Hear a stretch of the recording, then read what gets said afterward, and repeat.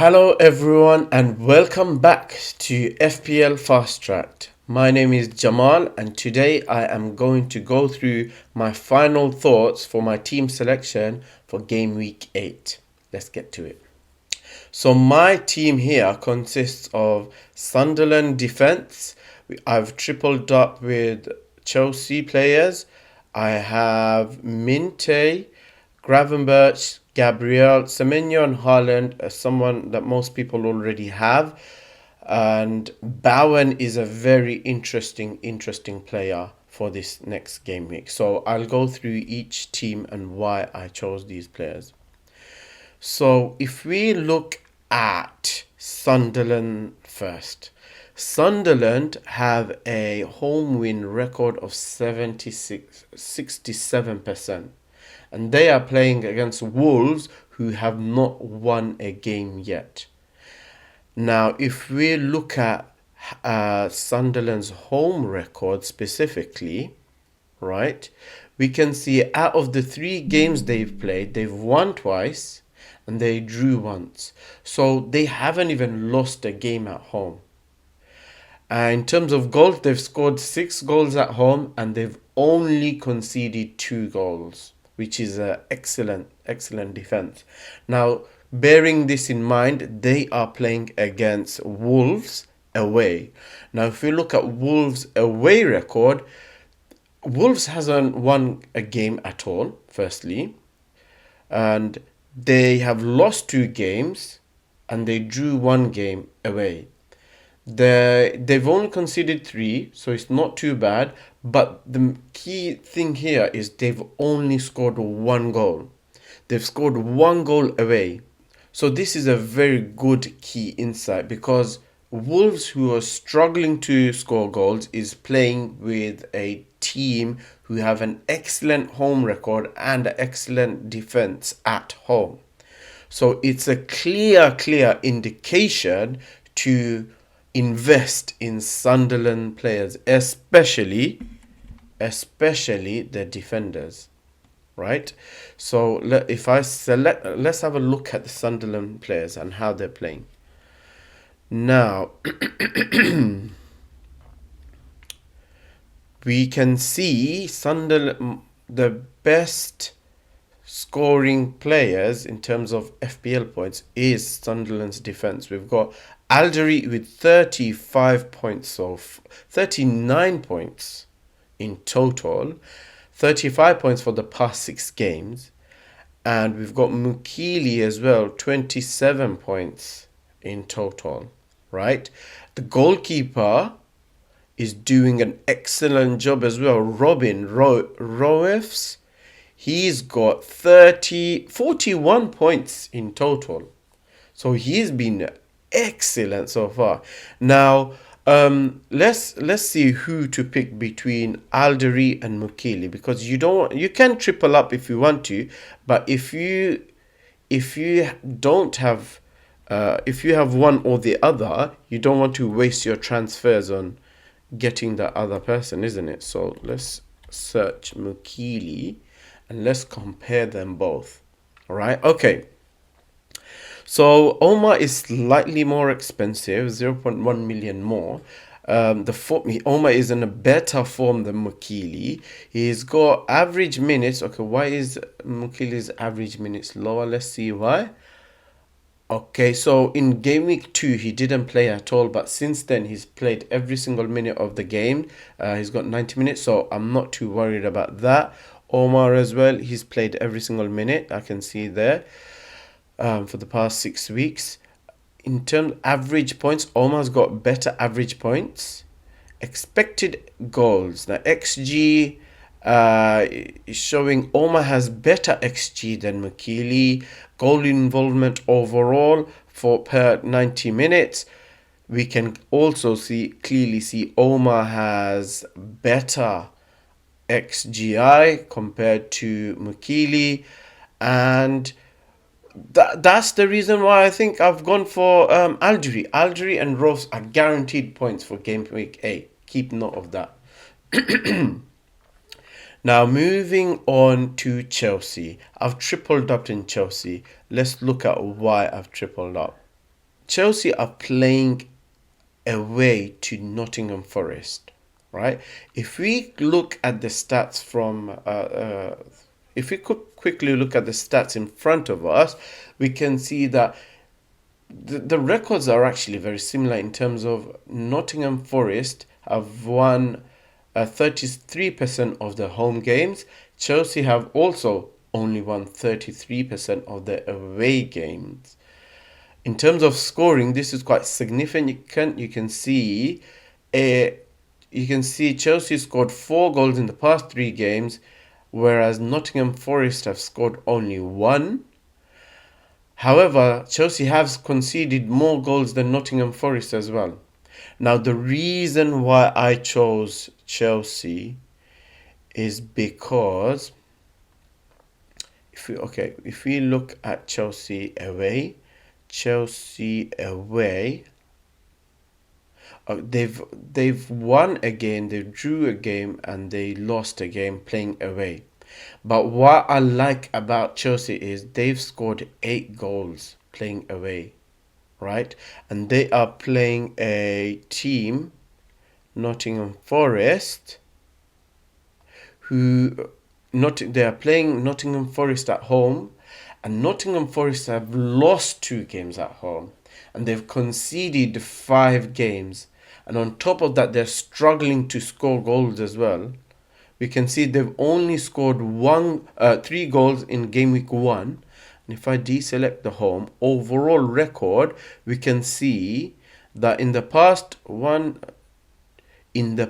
6 game weeks, Nottingham Forest have only scored twice. They failed to score in 4 occasions. And because of that, I strongly think that Chelsea are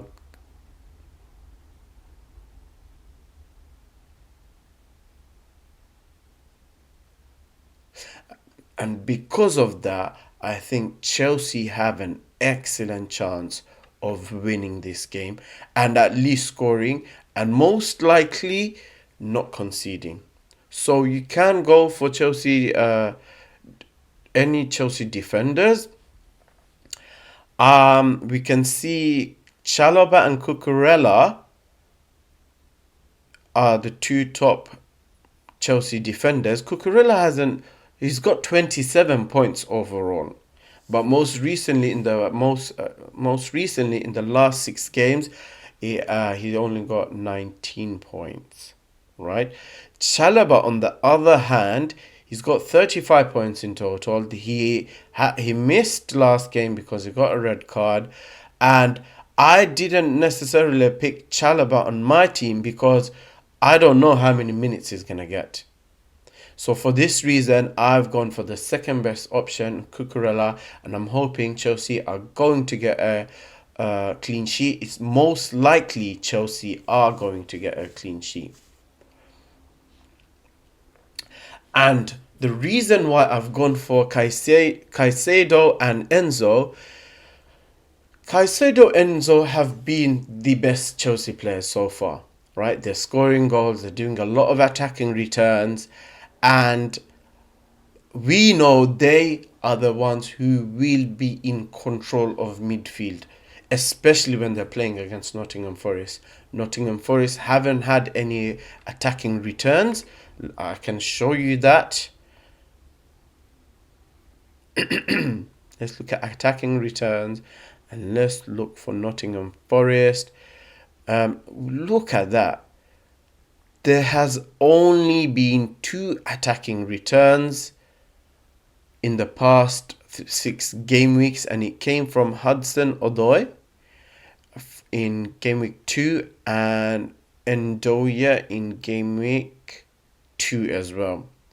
Other than that, they have not been performing. So if they are consistently doing that, if we follow the pattern, Chelsea are most likely to have a clean sheet.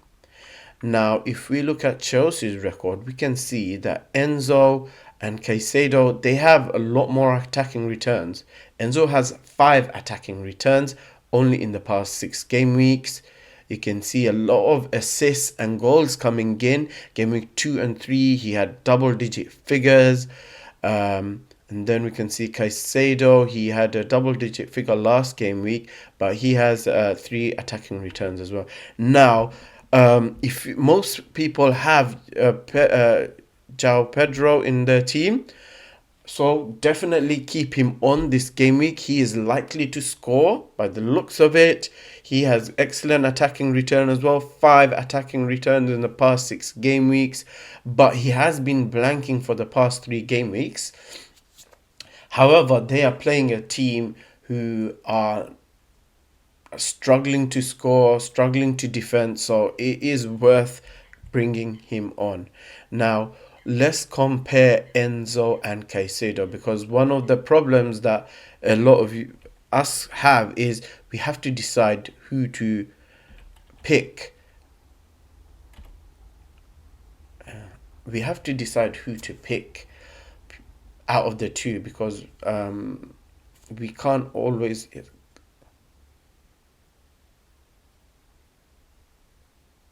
Yes, so we have to, we don't want to waste transfers. That's why you might want to pick between the best option and decide whether you should change one person or the other. Now, in if we quickly, the first thing we see, there's a bit of a price difference between the two. Enzo is 6.7, Caicedo is 5.8, nearly 1 million difference. Caicedo's is in a better form. They're both getting excellent minutes. Caicedo's played every single minute, we can see. Enzo is slightly less, average minutes, so he may have played a little bit less in game week 1. Average points. Caicedo's average points is better. That's including game week 1 as well. That's why his one is a little bit better. If we look at the XG, XA, and expected goal involvement per 90 minutes, Enzo have a much stronger expected goal compared to Caicedo. Now, I personally don't know how accurate this is. This data is provided by Opta. So, but if I had to choose between them two, I would actually go for Enzo if I have the funds. So that's something that I would advise you. And in my case, I've gone for both Enzo and Caicedo. And that's if you have got that luxury, I would put them two up in my team as well. Moving on to Liverpool. Now, Liverpool have got an excellent record playing against Man United historically, right? And if we just look at the stats so far in to date in this season, we can see Liverpool have won every single game playing at home in Anfield. Man United haven't won a game playing away. They also, if we look at the goals scored in the past 3 game weeks, is actually very similar. In fact, Man United have won more than Liverpool. And in terms of conceding, Liverpool actually have conceded more than Man United. So in the first look, Man United actually have a slightly better record than Liverpool. Now, why did I choose Liverpool and who did I choose Liverpool? I've only chose one player from Liverpool. But I'll come to the player later. But let's look at Liverpool's home record. We can see they've only played 3 times and they've won every single time. They've scored 7 goals at home and they've conceded 3 goals at home. So this is a very good record. And if we look at Man United away, they haven't got a good record at all. Look at this. They've conceded 7 goals away. They've lost 2 games and they drew 1 game against Fulham.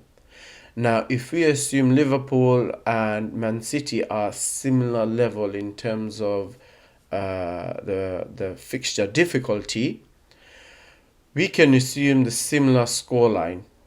It is fair to assume a similar scoreline here for Man United versus Liverpool. Now, in terms of picking the best Liverpool player, right, we can see points. We can see the best player so far is Gravenberch. He has got a total of 37 points, and that is a lot more than Mohamed Salah. Mohamed Salah's got 34 points actually total, but his current performance isn't great. So in the past 6 weeks, 6 game weeks, he's only collected 26 points, which is quite significantly lower than Gravenberch. So I personally would go for Gravenberch. And why don't we just compare it and compare the two players to see if there's any other clues. Okay, so look at the form. You can clearly see Mohamed Salah's form is only 3 in comparison to Gravenberch's 8.3. Average minutes. Why is his average minutes 77 minutes? Let's see how he has played. He's played every single minute for the past 6 game weeks, but his average would be lower because maybe in game week 1 he didn't play or he played low minutes. So I wouldn't be too worried about this. XG. Now, on paper, we know Mohamed Salah's XG is incredible. Historically, he's been very good. If we look at the past season as well, he's been excellent. And if we were to rely on this, we would have picked Mohamed Salah as well. Price is significantly different, but the main reason is Ryan has been excellent. He's been brilliant form. And if we look at Liverpool's attacking return, he has the most attacking return so far in the past 6 game weeks. So I would go for Gravenberch purely because he's the best player of Liverpool. Okay, now moving on to Arsenal. Now, I've seen some posts where people are saying to triple up in Arsenal. There's a reason why I haven't chosen Arsenal. And I certainly haven't chosen any attacking players from Arsenal. And I think I should share it with you because you don't want to follow the crowd and get attacking players from Arsenal. And I'll tell you why. So if you look at it, Arsenal are playing against Fulham. Fulham's record is very good at home. They've won 67% of the games. And although there's a big difference in ranking, Fulham's home record is good. And that's the main reason why I'm not super confident that Arsenal are going to score. Arsenal are going to do very, very well. I'm not 100% confident in that because look at this. Fulham playing at home, they've only conceded 2 goals. 2 goals only in 3 games, and they've scored 5 goals. If you look at the away record, you can see the away record is terrible. They've conceded 9 goals, and they've only scored 3 goals, and that's over 4 games. But their home record is absolutely solid, and Arsenal are coming to Craven Cottage to play against Fulham. Arsenal have won 2 games and lost 1 game. They haven't conceded much. Their defense is solid. They haven't also conceded much playing away. So now you see why I haven't gone for Arsenal play strikers, because their away goal scoring record is poor, and they're playing a team like Fulham who are excellent, who have an excellent record at home. So therefore, I've only gone for Gabriel, because Gabriel is he's actually very consistent. His form is high. He's had really good points. He's on a roll. So that's why you don't even see me doubling up Arsenal defense, because I anticipate Fulham to score. I genuinely think Fulham's going to score. So that's why I haven't added much of Arsenal's defense. But it would be good to see if they score. That's something that it would be very interesting. I do think Arsenal are going to score, but I don't think it's going to be a lot of goals. Okay, moving on to Minte. I want to discuss Minte. Why I chose Minte. Brighton are playing against Newcastle.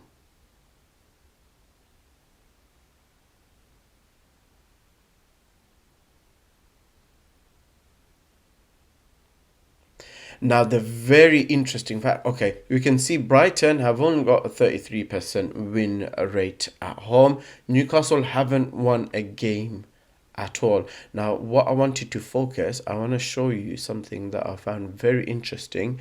If we look at Brighton's home record, they haven't lost a match. They drew two matches, they won one match, but this is what I like to see. They scored 5 goals against top teams.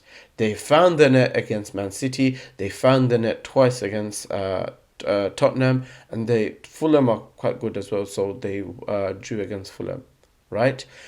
That's what so we can confidently feel that Brighton are likely to score goals. Now they are playing against Newcastle, and Newcastle's away record is not too bad. They haven't won a game and they haven't lost a game, and they drew every single game so far. And the most interesting thing, they haven't conceded anything and they haven't scored anything as well. So they have a good solid defense, but they've played against the likes of Aston Villa, who are struggling to score, who was struggling to score, Leeds as well, who are promotion side, and Bournemouth. That was a good achievement, I would say, to be honest. So overall, to summarize, and if we look at Brighton's top players, Minte is Brighton's top player. And he has got a total points of 31 points. 28 points in the last 6 game weeks. Now, although he is not, I mean, you could see he's not the best midfielder in the world, yes, but the game is quite favorable for him. And for this reason, I have added him to my team. I'm not going to talk much about Semenyo and Haaland, purely because Haaland, he's in fine goal scoring form, and he is someone you must have on your team. If you don't have him in your team, you're losing out on big points. I'm going to captain Haaland as well. Actually, I'll explain quickly about the Man City game. Now, one thing I really liked about the Man City game is this. They've scored 7 goals in the past 3 games, right? And if we look at Man City's home record, where is Man City? Man City here. Man City have scored 8 goals at home. They conceded only 3 goals at home.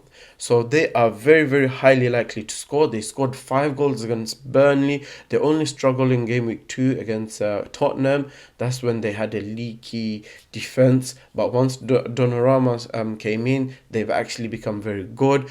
They are playing against Everton, who are, let's have a look. Everton's away record is They've lost twice. They won a game, but they lost twice. They conceded 5 times playing away. So your Everton, who is conceding a lot, is playing against a team who is scoring a lot. So it is just obvious to have Haaland in your team and captain him as well. Semenyo also, he's been in solid form, and he's selected by 60%, and it just doesn't make sense to remove him as well. He's playing against Crystal Palace, who are actually quite strong. They both the teams are in they have very similar stats. If we look at it, the ranking is also very similar, and there's not much difference between them two. So that's why I haven't gone all in on Crystal Palace or Bournemouth. I actually think it might be a low scoring match, or even a draw, nil-nil draw. So I've left it like that. And finally, I want to talk about this game, West Ham versus Brentford. This is a very interesting game, and I've found some findings that would be very, very useful to you. Now, both teams have not won a game. So West Ham haven't won a game at home yet. Brentford haven't won a game away yet. They're very similar in ranking. But what I found interesting, and the reason why I chose Bowen and Thiago in bench at the moment, if I could, I would triple up striking. If we look at West Ham's home record, we can see they haven't won a game at all. They've conceded 10 goals, and they've actually scored 2 goals, so they haven't got anything to go by. And at the same time, if we look at Brentford's away record, right, they've conceded 8 times, and they scored only 3 times. So both the teams are in a similar position coming into this match. Now the reason why I've chosen Bowen and Thiago is because we expect goals in this match. Both teams have conceded a lot of goals. Now, regardless of how many goals they've scored in the past game weeks, Bowen is actually on the rise. He's scored twice in the past 3 games. You can see in game week 6 and 5, he had a good returns. He even got 3 bonus points in both those game weeks. So he is actually a good player in terms of getting attacking returns. Now, considering Brentford are conceding a lot of goals, he is the best man for the job, and that's why I've got him in my team. At the same time, Thiago, right? Thiago is quite good in the sense that he has been getting good attacking returns for Brentford. And West Ham are conceding goals, so Thiago is the best person to get in your team. The only reason why I've left him in the bench is because if you look at his minutes, it's not consistently 90 minutes. So you can see game week 7, he played only 67 minutes, and so forth. So, so to summarize, I've got Bowen.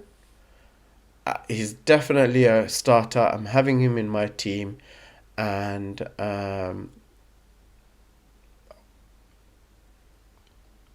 okay. Hope you like my team selection. Let me know what you think, and if leave a comment or like the video, and I will be doing a lot more videos like this every game week. Thanks for watching, and goodbye.